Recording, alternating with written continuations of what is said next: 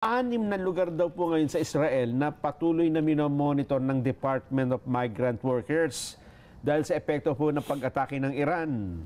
Ayon sa DMW, posible daw pong may mga Pilipinong naninirahan sa mga lugar nito kaya mahigpit ang kanilang pagbabantay. Bagamat wala pang ipinatutupad na mandatory repatriation, tiniyak ng pamahalaan na handa itong tumulong sa lahat ng mga kababayang voluntaryong gusto nang umuwi.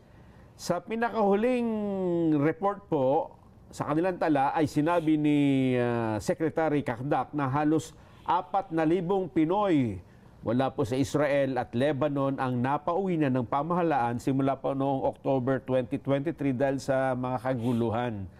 Samantala, meron namang 58 na OFW na stranded sa Dubai, kabilang ang 10 sa Abu Dhabi. Ang natulungan na rin ng DMW at OWA matapos ang pansamantalang pagsasara ng mga paliparan sa gitnang silangan. Sen, meron hong balita nung isang araw na may 3 mayor na na-stranded sa Israel at may sinasabing meron pang congressman, pero itinanggi na ito ng pamunuan ng House of Representatives. Hindi daw natuloy yung mga mambabatas na pumunta doon. Ang alam kong nandun na congressman, former congressman. Ang former congressman Ted Montoro. Nakausap ko nga siya nung araw na yun na sinasabi na may na-stranded na mga congressmen. Parang akala mo napakarami. Ngayon, nung makausap ko siya, siya lang palang mag-isa ron, kasama yung mga ilang naimbita ng bansang Israel, may kinalaman sa pag-uobserba ng kanilang agriculture system. Tama po. Maganda, sabi niya, maganda rito. At, paano naman dyan? Mukhang nagkakapalitan na ng missile dyan. Okay naman kami, kanya may bunker kami rito, at saka pagka merong lilipad na missile manggagaling sa Tehran. May 10 minutes kaming lead time Makikita kagad. Bababa kami doon sa bunker namin. At pagkatapos noon, lalabas na naman kami. Wala namang pag-aalala doon sa kanyang pananalita. Ayun nga po. Ngayon, hindi ko pa naman nakausap mula nung magkausap kami. Kasi kahapon ay patindi na patindi sa inyo yung atake ng Iran Mukhang mas gumagamit na ngayon kung tawagin ay hypersonic missile, yung mabilis na. Yung nakita ko sa nakita ko social media, mukhang meron silang underground tunnel na punong-puno ng missile. Ayun pa. Mukhang hindi yata natunogan ng Israel yun. Ewan ko lang kung totoo yun. Tama. Pinakikita nila talagang tunnel na mukhang mga missile ang laman Ang problema sa ngayon, hindi natin ma-distinguish kung ito ay reality o AI generated Yung ibang mga video. Kaya ang sinasabi ko, nakita ko lang naman. Wala naman akong kakayahan para i-determine kung talagang totoo yun. At talagang gagamitin kung talagang magre-retaliate yung bansang Iran. Sana naman ay hindi totoo lahat yung mga yan. Totoo po yun. Dahil sa, alam niyo po ba, ito yung epekto ng sinasabi na natin na hindi talaga magandang may mga ganyang labanan. Dahil, alam niyo po ba mga kababayan, posible daw pong tumaas ng 5 piso kada litro ang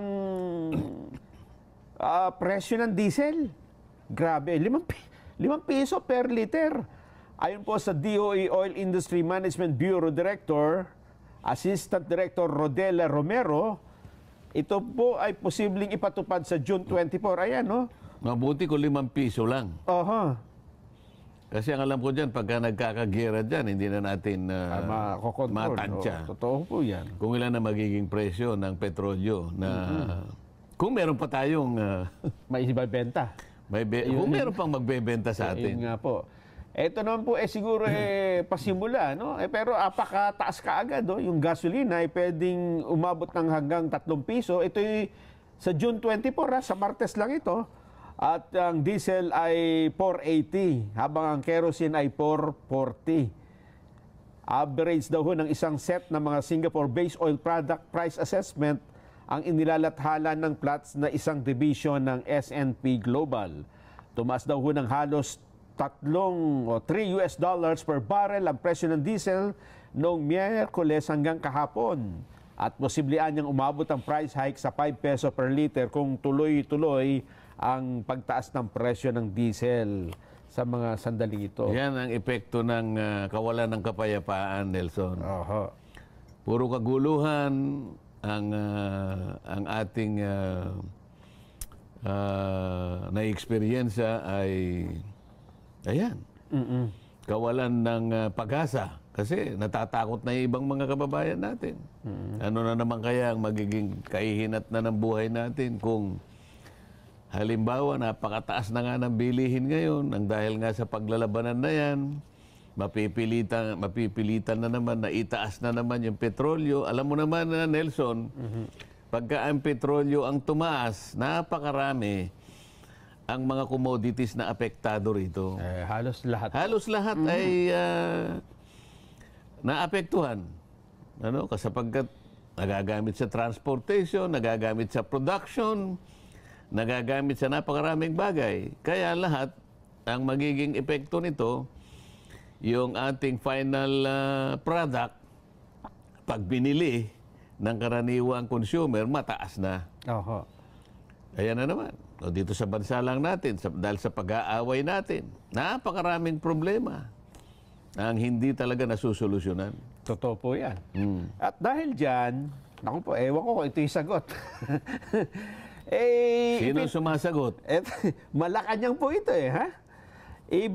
Kung sa bagay, ang sabi ng Malacanang, kung tuloy-tuloy natataas ang presyo ng mga produktong petrolyo, ay magbibigay sila ng subsidy dun sa mga gumagamit ito, lalo na yung mga nasa pampasaherong... Wala ka namang ibang gagawin kung di ganun. Ayun nga ho. Wala kasi tayong sariling pinagkukunan ng petrolyo. Ay kung sana, kung meron man lang tayo, bahala na kayo mag-away-away, basta kami. Tahimik kami rito. Ayun nga ho. Total, meron naman kami sariling pinagkukunan ng gasolina. Kayo nang bahala rin. Kami, dito na lang kami. Di ba? Wala Buti sana, Sen, kung gasolina lang dependent din tayo sa lahat Pati ultimo asin, sibuyas at kung ano-ano pa. Pangkaraniwan, yung nakakapekto sa atin ang petrolyo. Pero tama ka, nag-aaway ang Russia at saka yung Ukraine. Nakita mo, ang unang apekto nito ay yung pagtaas ng ng mga produkto na ginagamit sa tinapay. Yung harina. Tama po. Sapagkat kalahati ng mundo, kalahati ng consumption ng mundo nang gagaling sa lugar na yan. Ngayon, mag-aaway yung dalawa. Hindi ngayon makakapag-export yung isa. Sapagkat tinatarget yung kanyang yung kanyang mga daungan, di ba? Tingnan mo ngayon ang pandesal kung anong itsura na natin. Naku po. Tingnan mo na lang itong isang gwardiya ko. Dati napakapayat yan Dahil sa puro tinapay na lang, wala nang makain na tinapay Nag-sip sa kanin. Lalong napamahal. Oo. Tingnan mo ngayon ang itsura. Lalong, naging maskulado naman. Pero ito siguro, ihingin ko kayo ng reaction dito, Sen, ha? Ito, dalawang balita ito, pero sa tingin ko magkaugnay Ito munang isa. Babasahin ko muna, tapos hingan ko kayo ng reaksyon.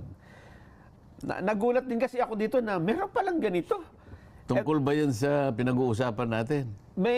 Pwedeng may kaugnayan ito. May sesegue mo dyan. May sesegue natin. Kasi ang usapan dito ay dependency. Di ba? Sesegue mo. Hindi ko sasagutin yan. Biruin nyo, Sen, ha?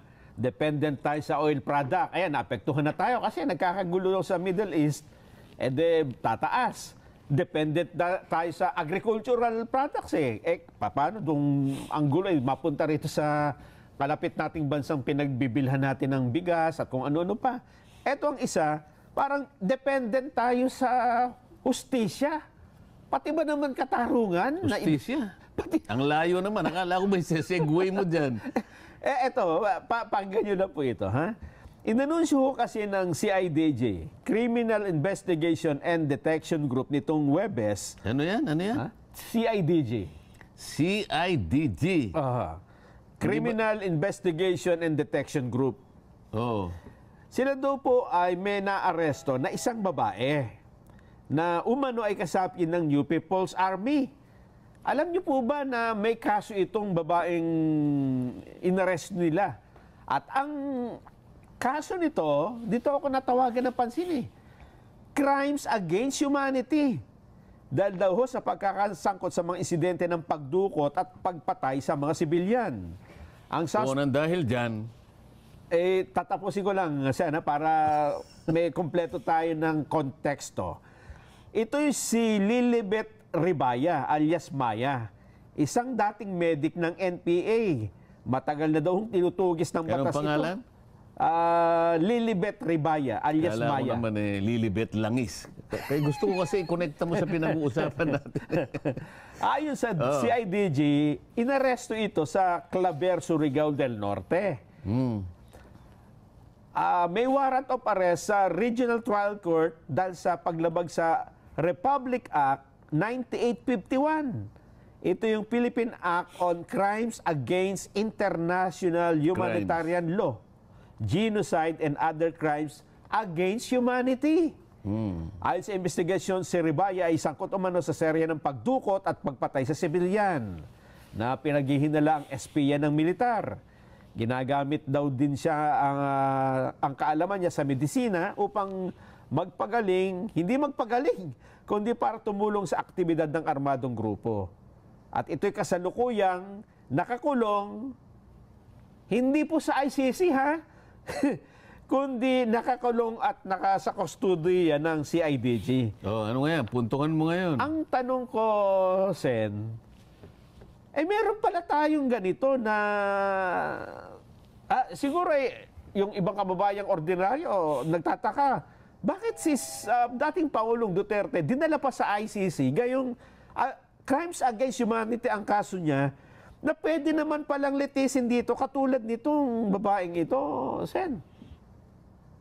Ang ibig mo sabihin, pareho lang naman palang naharap sa di umano ay kaso. Paglabag sa crime against humanity. Opo. O kaya genocide. Yes. And other high crimes. Yung crimes against international humanitarian law.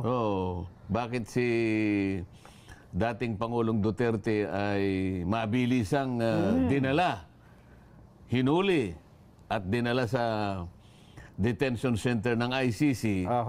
Samantalang yan na nasa CIDG. Opo. Yun ang tinatanong mo. Yun po yung, kasi magtataka siguro yung iba nating kababayan at sabihin nila, pwede naman pala rito sa Pilipinas. Bakit doon pa sa ICC sa Daheg, dinala ang dating Pangulo? Hindi mo yun ang ating pinipilit na sabihin sa kanila noon. Meron naman tayong sariling batas. Ito nga yung Republic Act 9851. At kung babasahin mo yan, kung di ako nagkakamali, basahin mo lang yung Section 17 at saka Section 18, maliliwanagan ka na. Na ang jurisdiction dito ng lahat ng mga nakagawa ng ganyang klaseng krimen, ang jurisdiction ay ang ating bansa. Meron tayong jurisdiction eh. Ang hindi ko nga maintindihan, tama naman ang ipinagtataka ng mga kababayan natin, bakit selective? Bakit, siguro sabi nila, hindi. Yan namang hinuli nila pinaghihinala ang kasapi ng NPA. Siguro pagka NPA, dito na lang. Pagka kalaban sa politika, didiretso sa ICC. Ayan, dyan mo makikita yung dalawang standard ng pagpapatupad ng hustisya sa ating bansa. Di ba? Ngayon, paano ang punto ngayon? Tungkol sa ICC. Yes. Meron kang tinatanong kanina kasi nang dahil dyan sa pangyayari na yan, meron yatang nagmumungkahi. Yun nga po. Ito naman ay, sabi ko nga sa inyo, dalawa yung balita na halos magkaugnay. Ito naman ay rekomendasyon Ang akala ko naman kasi, meron pang isang alternative. kung ayaw ninyo dito sa ating bansa, ayaw nyo sa ICC, o dalhin nyo sa Israel yung iba, tsaka sa Iran. Kasi pinag-uusapan natin kanina yung Iran eh. Pwede. Nawawala na naman ako kasi sabi mo, ikukonekta mo sa pinag-uusapan natin. May connection po ito. Sige, bilisan mo. Ito naman, rekomendasyon ni UN Special Rapporteur on Human Rights, Irene Khan. Anong posisyon? UN Special Rapporteur on Human Rights. Ano ibig sabihin ng rapporteur? Baka taga... Sa atin kasi tawag lang natin yan, reporter. Reporter, diba? taga-report. Sa kanila, rapporteur. Rapporteur. Pinagaganda pang pinahihirap pa kasi. Spelling. Ano sabi ni rapporteur? Ang sabi niya, Pilipinas. Baka naman pwedeng ratifikahan niyo uli yung International Convention for the Protection of All Persons from Enforced Disappearance. At isama nyo na yung pagbabalik ninyo sa Rome Statute, yung sa ICC. Bakit niya na imumungkahi yan, Nelson? Kasi daw, may malaking problema daw po tayo. May natatanggap daw sila mga report tungkol nga dito sa human rights abuses at enforced disappearance at extrajudicial killings na nangyari di umano noong nakarang administrasyon. May natatanggap silang mga report. Yun lang ang kanyang basihan, di ba? Alin ang mas bibigyan mo ng pagpapahalaga? Yung natatanggap mong report o yung actual na nangyayari? Di siyempre yung actual. Halimbawa ngayon, naggigirian ang dalawang bansa, nagpapatayan. Di ba? Bata, matanda, walang pinipili. Ang ginagamit nila, missile. Yes. Ito ang krimen against humanity. Ayan po. Kasi walang regulasyon dito eh. Pagka pinatamaan ka ng missile, kahit sino ka pa, kahit saan ka pa, kahit ano pang building yan, walang pipiliin yan. Kaya nga ang tawag ay crime against humanity. It is directed to the civilian population. Yes. Actual na nangyayari, kitang-kita natin. Di ba? Sabi nga nila wala ka nang makikitang ebidensyang kasing bagsik nitong nakikita mo eh. Sa criminal evidence, sa law on evidence, ang pinakamabagsik, ang pinakamatibay na ebidensya ay yung tinatawag na object evidence. Yung nakikita ng mata. Di ba? Bakit hindi? Bakit ang hindi ang sabihan sa kanila, Israel, pumirma kayo sa ICC. Iran, kayong mga taga-Palestine, yan. Bakit ang pinipilit, yung mga di umano ay may report ng human rights violation, ng disappearance, ng ganito't ganyan sa bansa? Bakit gusto nila yung report lang at ayaw nila yung nakikita? Nagbasagan ng pula ang Russia at saka yung Ukraine. Patamaan ng lahat ng mga missile, lahat ng civilian, maraming namamatay araw-araw, pero nagbubulag-bulagan yung ICC na yan. Pagkatapos, ano sabi ng rapporteur? Baka pwedeng bumalik kayo sa ICC. Ratify nyo uli yung... Meron ka bang kaparaanan para yung rapporteur na yan, maimbita mo lang dito sa programa natin? Pwede naman. Mamaya, tatawagan natin. Para sa ganun, mapagsabihan natin kung naiintindihan niya yung kanyang mga pinagsasasabi at kung naiintindihan niya yung kanyang gawain. Mukhang may nakaintindi. Sino? Eto, sinabi ho ng Malacanang, okay ang suggestion eh. Nino? Malacanang. Okay. Teka, hindi pwedeng magsalita ang Malacanang. Siguro, ito, pakinggan natin. Tungkol dun sa suggestion na bumalik tayo sa ICC, i-ratify yung kung ano-anong kasunduan.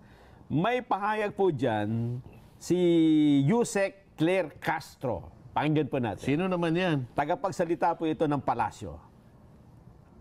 Ang sinabi po at ang suggestion po ng UN rapporteur, ito po ay magandang suggestion at pag-aaralan po kung talaga pong dapat pa rin sumapi right? Magiging mag-join sa ICC at i-ratify yung ibang international human rights law. So pag-aaralan po ito mabuti natin, Pangulo. Yes, ito hong Ayan, pag-aaralan, open daw ang Sinabi niya maganda eh. Maganda raw nga sa Diyos. Paano niya nasabing maganda pag-aaralan pa lang? Oh, yun nga. Oo. Ha? Oo.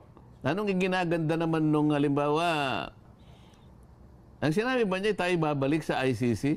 Mukhang yun po yung yung sinabi ng Pangulo na open tayo for discussion sa pagbabalik ng Hindi ako sa ICC. naniniwalang sinabi ba ng Pangulo yun? Dati daw po. Hindi nga, meron tayong may papakitang sinabi ng Pangulo? Parang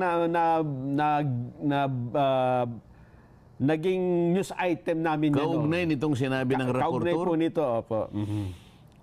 Palagay ko, kinakailangan nilang magpaliwanag, Nelson, kung halimbawa sinabi talaga ng Pangulo yun. Aha.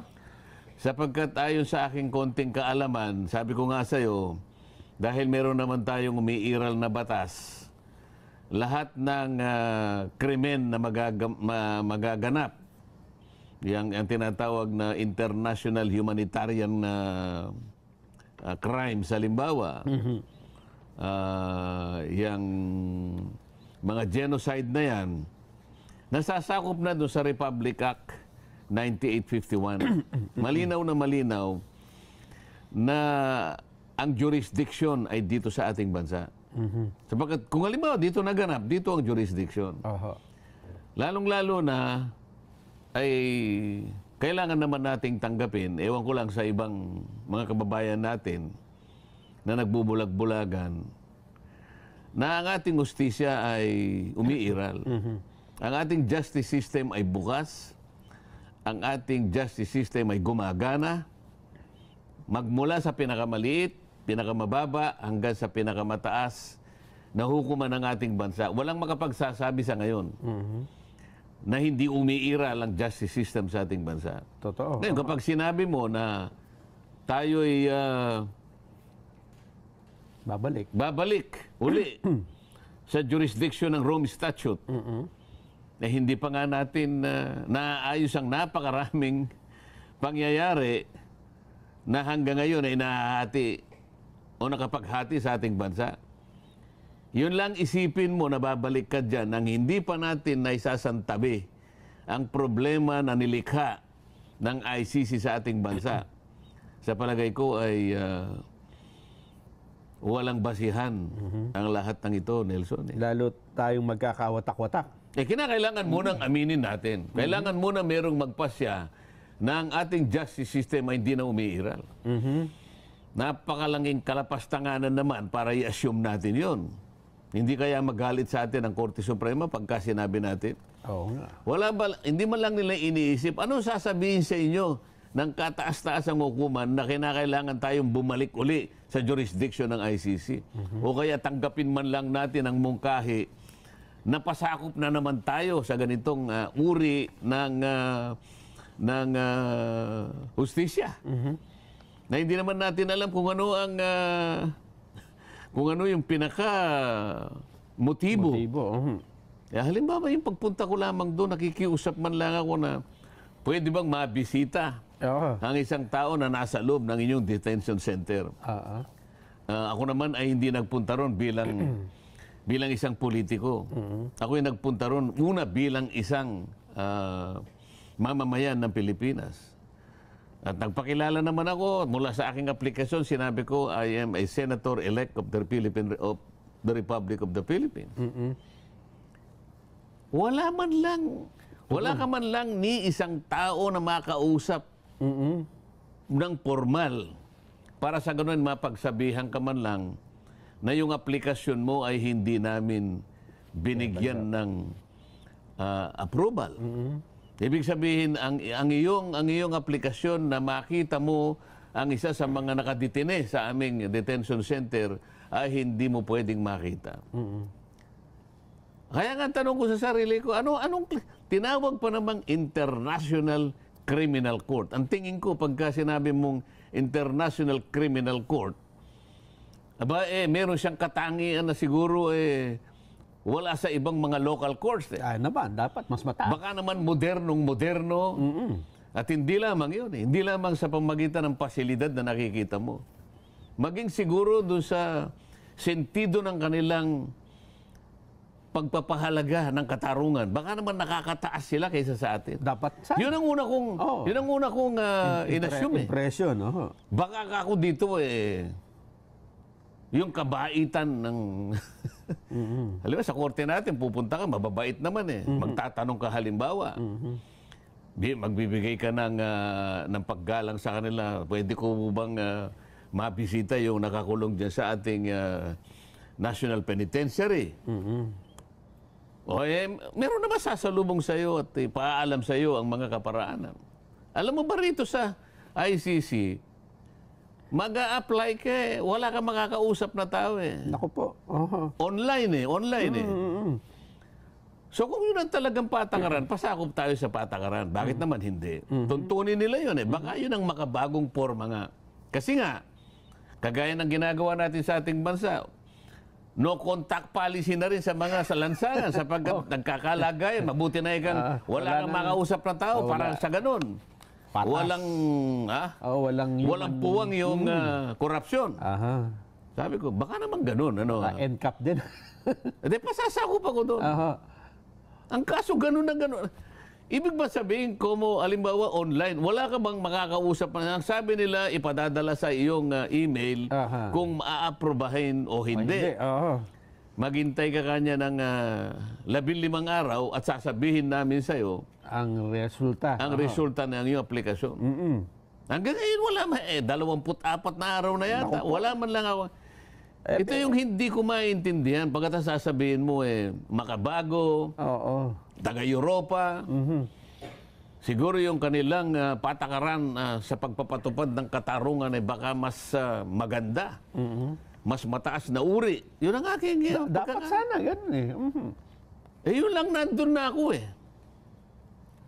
Yun lang pakikipag-usap nung talagang akala mo yung kausap kriminal din Iba yung tingin nila. Yung trato, sabi ko, kung ganito pala yung mga kausap natin, pagkatapos, baka itong mga tagapagsalita na to, na nagsasalita, na pabor sa ICC na yan, baka hindi sila nakapunta doon Yun lang pagpunta doon, ilan ang gugugulin mong oras para makarating ka sa Netherlands? Hindi man lang nila, ibig mo sabihin, hindi nila binigyan ng pagpapahalaga yung, wag na yung gastos ko, halimbawa. Sarili ko naman yun Yung tagal. Yung panahon, 16 na oras yata bago ka hindi naman diretso yun pupunta ka muna ng Dubai Pagkatapos sa Dubai, meron ka pang overlay na mga 2 oras. Pagkatapos ng 2 oras, saka pa lang makakarating ng Netherlands. At nandun ka halimbawa sa Amsterdam, sasakay ka pa ng siguro mga 2 oras bago ka makarating sa The Hague. Sa kanila ba walang pagpapahalaga yung sakripisyong ginugol ng isang tao na sa atin kasing mga Pilipino, gagamitin na nating batayan yun Nagsikap itong taong ito Yung tagal man lang ng pagpunta ron, wag na yung gastos Nagsikap, naghirap, talagang nagsakripisyo ng panahon. Wala man lang nagsabi sa akin kung ano nangyari doon sa aplikasyon ko Hanggang ngayon? Hanggang ngayon. Ito sentimiento Pagkatapos sasabihin mo, babalik tayo sa ICC. Wala palang, Sen, ang latest dyan, hindi ba ay mayroon namang application na for interim release? At sabi ng abogado ay meron namang tatanggap na isang bansang miyembro ng ICC sa dating Pangulo at doon siya pansamantalang siguro ay mananatili. Anong sa tingin po ninyo? Kasi doon sa provision ng interim release, wala naman sinasabi na pagbibigyan kita kung wag na sa bansa mo. Wala naman sinasabi. Pwede rin sa bansa mo na bumalik ka. Ang sinasabi lang doon, wag ka lang pupunta sa lugar na ayaw namin. So, i-specify niya So, halimbawa, nagpasakop ka dun sa application with condition. Meron kasing with or without condition. Okay. Hindi ko alam kung ano ang batayan nila, kung with or without. Halimbawa, mabigat talaga yung paratang sa'yo, baka with condition ka agad.